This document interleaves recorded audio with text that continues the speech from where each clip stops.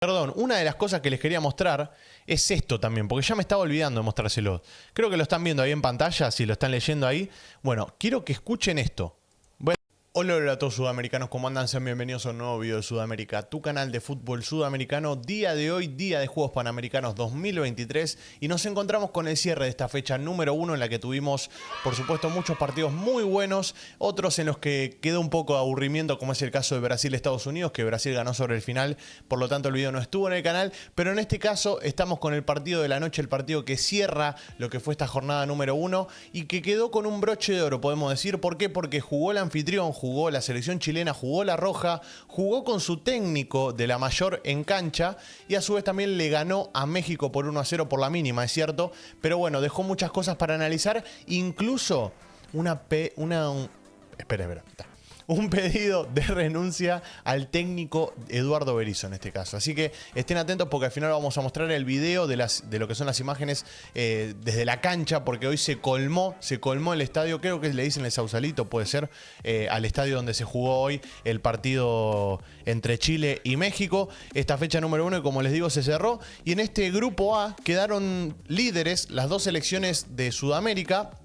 Y las dos selecciones de CONCACAF quedaron en tercera y cuarta posición. Quedó primero Uruguay con Chile con 3 unidades, los dos ganaron su partido. Y México y Dominicana fueron las dos selecciones que perdieron su enfrentamiento. Al igual que también en el grupo B. En el grupo B, Colombia y Brasil están punteras y Estados Unidos y Honduras quedaron en tercera y cuarta posición. Así que hasta el momento es dominio absoluto de lo que es Conmebol, de lo que es Sudamérica. Y en este caso, obviamente, vamos a analizar el partido entre Chile y México. Que siempre sean lindos partidos entre Chile y México, hay que decirlo. Y en este caso no fue la excepción. Resumen de Mundo Futbolero. Desde acá le mandamos un abrazo grande y les voy a dejar en la descripción para que vayan a visitar el canal de los resúmenes.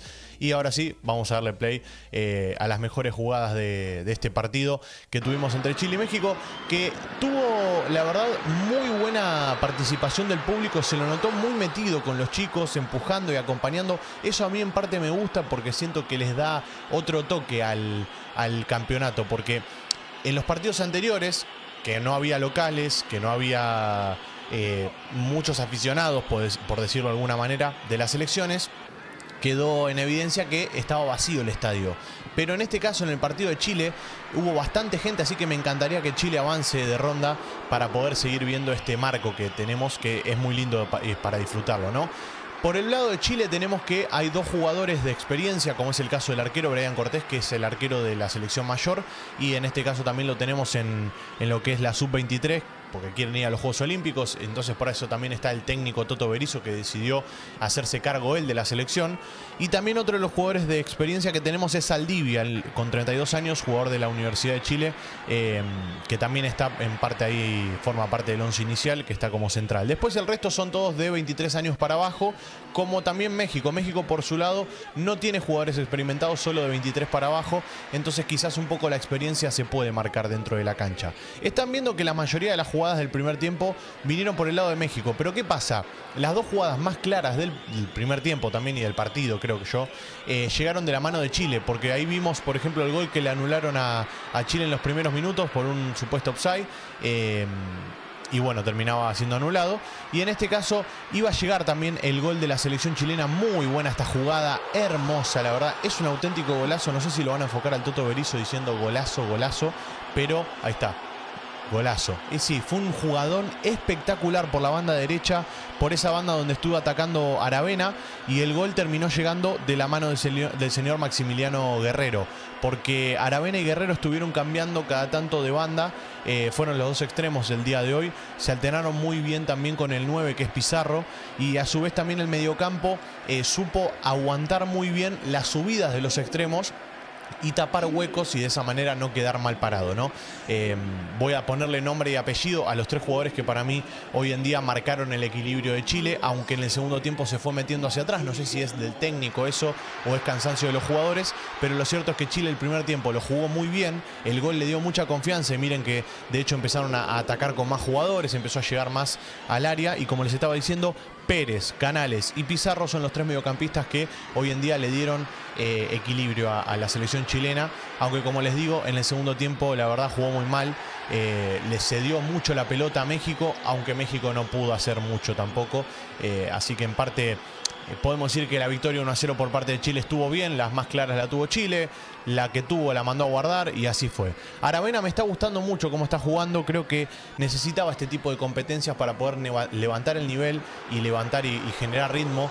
Acá otro gol que se come Chile, por ejemplo, en este caso en manos de Pizarro, ¿no fue? ¿O no? No, me estoy equivocando, creo que no fue Pizarro. No, Canales, perdón, Canales fue. Sí, ahí está. El número 13, Canales.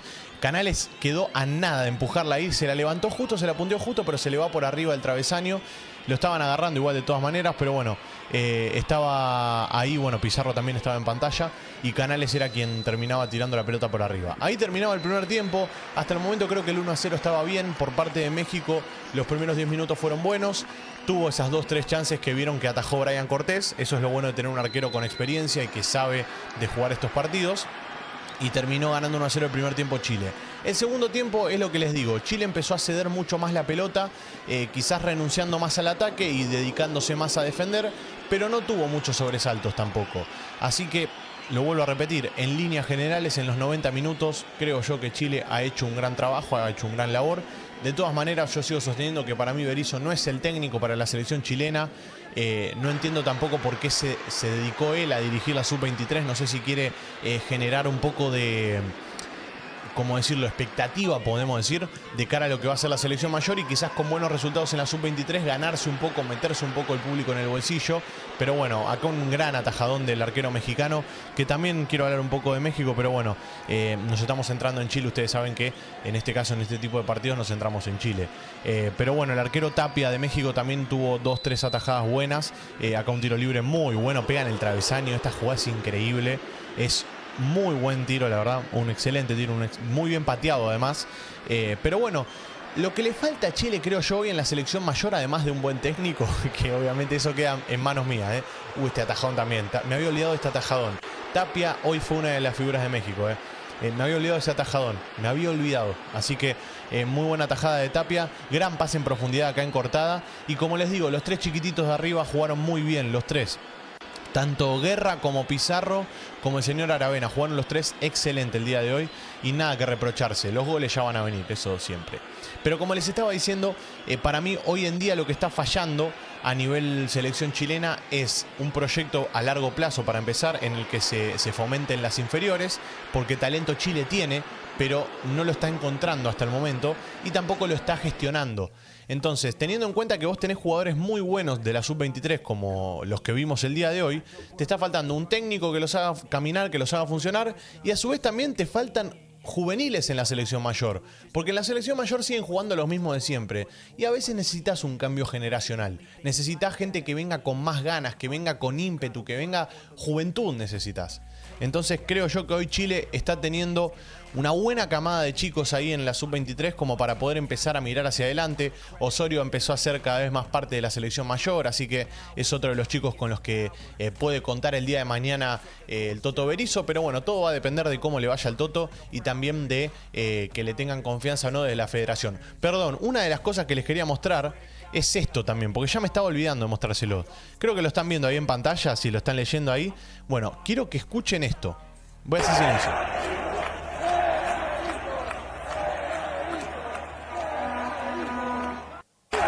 Otra vez. Si necesitan traducción se los digo, fuera Berizzo es el canto. Esto fue, mira, ahí lo publicó La Pizarra, desde acá le mandamos un abrazo grande.